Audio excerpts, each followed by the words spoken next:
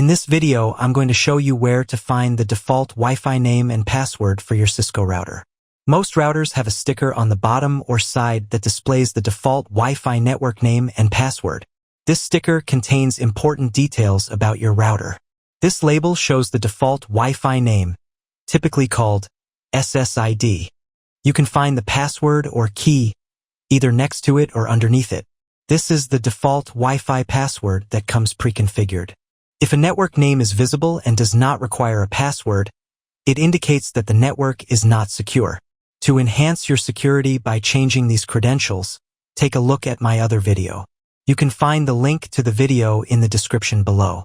If you cannot find your Wi-Fi on the network or if the password is not correct, you will need to reset your Cisco router to its original factory settings.